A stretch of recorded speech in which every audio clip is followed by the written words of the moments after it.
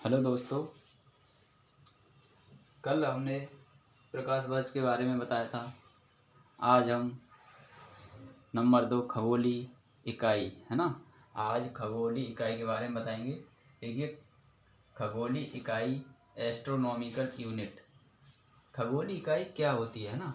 खगोलीय इकाई यह, देखिए हमने लिखा है यह भी दूरी का एक मात्रक है। पृथ्वी और सूर्य के बीच के मध्य दूरी खगोलीय इकाई कहलाती है। एक खगोलीय मात्रक बराबर 1.496 गुणा 10⁻11 मीटर होता है। देखिए, दूरी का हमने इससे पहले बताया था प्रकाश वर्ष। प्रकाश वर्ष भी क्या था? एक दूरी का मात्रक था। और खगोलीय इकाई भी एक क्या है? दूरी का मात्रक है ना। जो सूर्य के बीच है ना, पृथ्वी और सूर्य के बीच या मध्य की दूरी खगोलीय इकाई कहलाती है। एक खगोलीय मात्रक बराबर होता है 1.496 गुणा 10⁻11 मीटर। Number 3 parsec.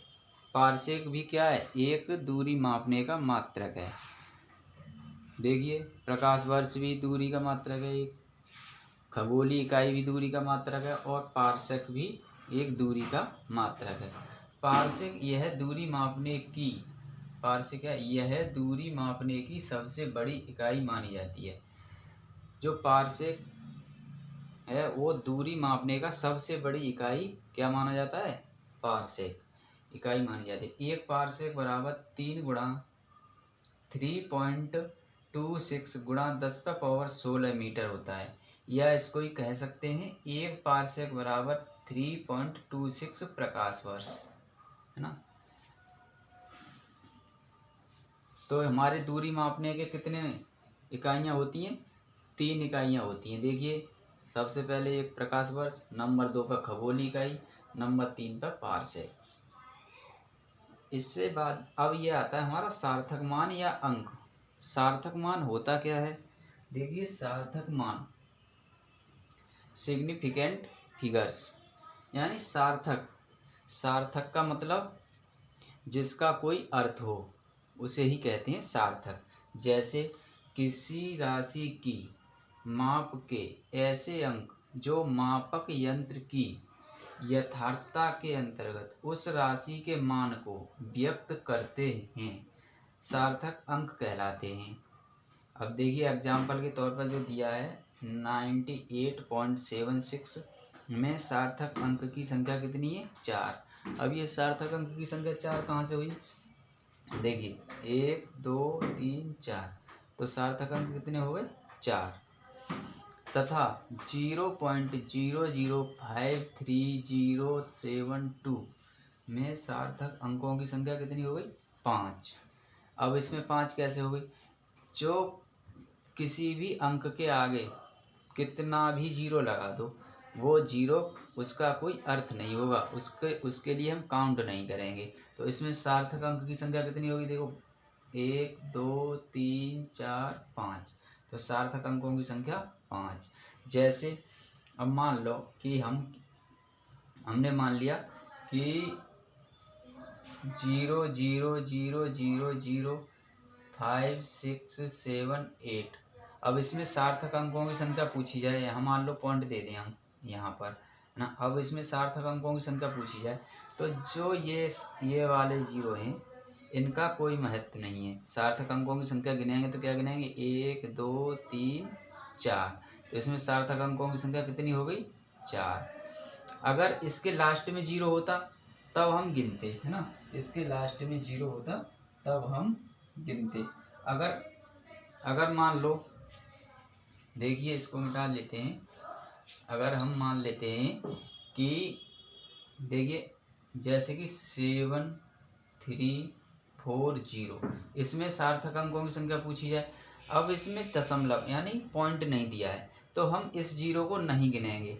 और अगर इसी को लिखेंगे, देखो 0.7340, इसमें सार्थक अंकों की संख्या हो गई देखिए 3, और इसमें सार्थक अंकों की संख्या हो गई 4।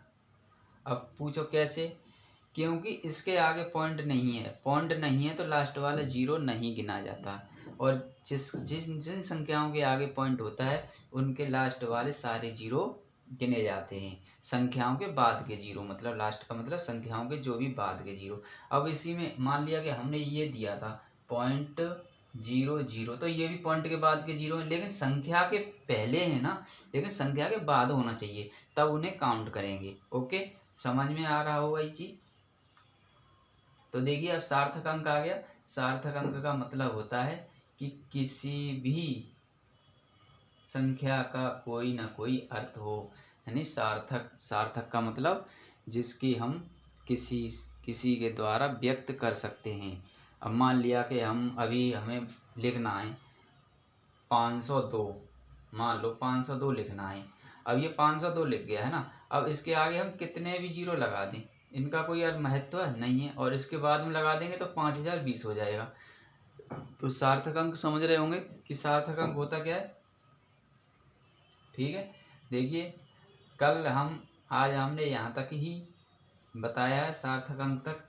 कल हम आपके लिए समांगता का सिद्धांत बताएंगे। समांगता का सिद्धांत क्या होता है, समांगता के सिद्धांत के बारे में बहुत ही अच्छी तरीक़ा से हम आपको बताएंगे, जो कि आपकी समझ में बहुत अच्छी तरीक़ा से आएगा और बहुत सरलता से बताएंगे।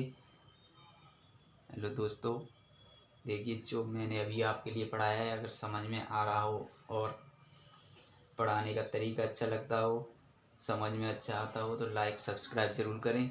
आपका प्रिय मित्र PK मैथ गुरु यूट्यूब चैनल में स्वागत है।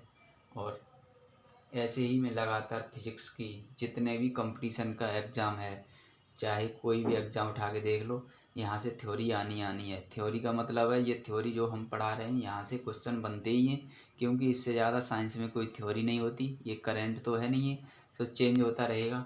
इस वजह से जो भी साइंस का जो जितना भी हमें टॉपिक ले करके आता हूँ छोटा छोटा, ये एक महत्वपूर्ण और बहुत ही ज़्यादा ऑथेंटिक है आपके लिए, जो कि जितने भी कंपटीशन एग्ज़ाम हैं उनके लिए आप तैयारी कर रहे हैं, तो उन्हें बहुत ज़्यादा आपके लिए बेनिफिट होने वाला है। Thank you.